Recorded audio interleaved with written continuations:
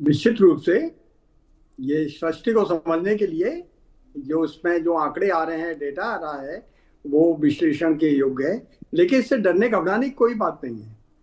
आपको पता है राजीव जी, 1 सेकंड में प्रकाश 3 लाख किलोमीटर जाता है। हम्म। 1 सेकंड में हम्म। आपने एक बोला, इतनी देर में तो प्रकाश 3 लाख किलोमीटर चला गया। हम्म।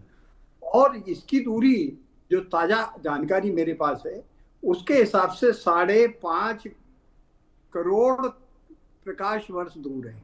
5.5, यानी अभी जो प्रकाश देख रहे हैं हम ना, वो 5.5 करोड़ साल पहले चला हुआ था हम्म। और वो अब यहाँ पहुंचा है। जी। तो आप समझ सकते हैं कितनी दूर है।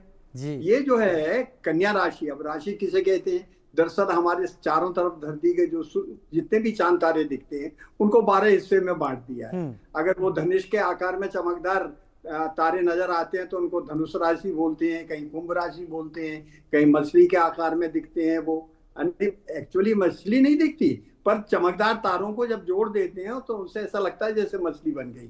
तो उनको हम मीन राशि कहते हैं। ये कन्या राशि में मौजूद है, मेसिनर 87, M87 गैलेक्सी में। अब सवाल ये है कि इससे खतरा तो कतई नहीं है, बल्कि ये एक सृष्टि की आश्चर्यजनक चीज है। इसका आकार इतना बड़ा है। अब ब्लैक होल होता क्या है, दर्शकों को मैं समझा दूं कि हमारा सूर्य इतना बड़ा है कि इसमें अपनी 2,86,000 धरतियां समा जाएं। हम्म। यानी अपनी धरती कितनी विशाल है, हम्म। ऐसी 2,86,000 धरतियां इकट्ठी कर दो तब सूर्य के आकार की होती हैं। और इसमें है क्या, 4.5 अरब साल से यहाँ जो है हाइड्रोजन फ्यूज हो रहा है और हीलियम बना रहा है। और ये अगर चारों तरफ से इसको दबा दिया जाए, यानी कल्पना करिए आप कि हमारे इतने विशालकाय सूर्य को अगर चारों तरफ से दबाते जाएं दबाते जाएं दबाते जाएं और इसका आकार 3 किलोमीटर का रह जाए, गुठली बन जाए, तो पता है एक चम्मच पदार्थ में करीब 1 खरब टन वजन आ जाएगा। तब इसका गुरुत्वाकर्षण इतना अधिक हो जाएगा कि प्रकाश की किरणों को भी अपने आप खींच समझ लेगा। लेगा। तो इस तरह के जो ब्लैक होल कहलाते हैं वो हजारों की तादाद में नहीं बल्कि करोड़ों की तादाद में ऐसी वैज्ञानिकों की मान्यता है। रहा सवाल ये जो हमारा M87 में जो हबल टेलीस्कोप ने खोजा है, इसकी खोज तो 1787 में हो चुकी थी, लेकिन ये पता नहीं था कि ब्लैक होल है। ये 2019 में कंफर्म हुआ कि यहाँ ब्लैक होल है, और वो भी कितना बड़ा है, इतना बड़ा है कि हमारे सूर्य से 6.5 अरब, सोचिए 6.5 बिलियन सन उसमें समा जाए, इतना बड़ा आकार का है। तो इतनी दूर है, आश्चर्यजनक है, मिस्टीरियस ऑब्जेक्ट है। उसमें से रेडियो तरंगे आ रही हैं, और आगे क्या हो रहा है कैसे होगा, केवल यही अकेला ब्लैक होल नहीं है। एक SS433 करके तारामंडल है, वहां जो वहां पर जो एक सूर्य है जो हमारे सूर्य से 15,000 किलोमीटर, 15,000 गुना बड़ा है हमारे सूर्य से, और उसके केंद्र में एक ब्लैक होल है। ब्लैक होल उसको खा रहा है और वो बचने के लिए भाग रहा है। उसके दोनों तरफ जैसे अनारदाने की सुर्री निकलती है, ऐसी सुर्री निकल रही है। तो ऐसे कई विचित्र आश्चर्यजनक चीजें अंतरिक्ष में मौजूद हैं।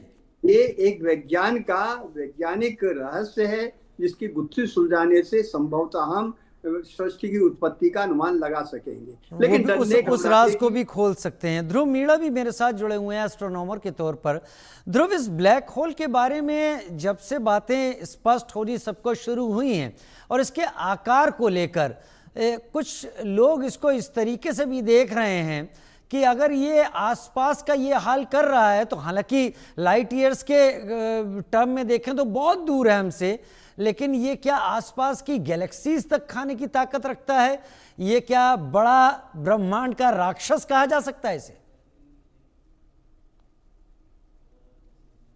जी, ब्लैक होल को एक ब्रह्मांड का राक्षस कहने की तो इसमें कोई दो राय नहीं है। ब्लैक होल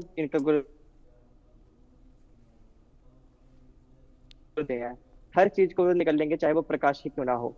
तो अगर रही ब्रह्मांड का राक्षस कहने की, तो इसमें कोई बड़ी बात नहीं है ये।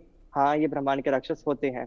पर रही बात आकाश गंगाओं को निकलने की, तो हर एक आकाश गंगा के अंदर एक सेंटर में ब्लैक होल पाया जाता है। अगर मैं बात करूं हमारी अपनी गैलेक्सी की, जो कि मिल्की वे है, मिल्की वे के अंदर एक सेंटर में एक ब्लैक होल है जिसका नाम है सेजिटेरियस ए।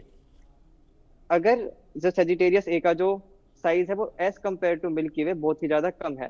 तो रही बात का, अगर सेजिटेरियस से मिल्की वे को खा सकता है तो इसके चांसेस बहुत कम है, क्योंकि एज कम्पेयर टू मिल्की वे हमारा जो सेजिटेरियस है वो बहुत छोटा है। हालांकि कुछ ऐसे ब्लैक होल्स हैं जो साइज में सेजिटेरियस से काफी ज्यादा बड़े हैं, जो कि ये क्षमताएं रखते हैं, परंतु ज्यादातर ब्लैक होल्स इतने ज्यादा बड़े नहीं होते कि वो गैलेक्सीज को खा पाए। और ये जो ब्लैक होल है ये भी उतना बड़ा नहीं है।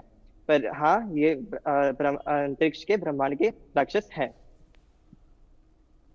ठीक है।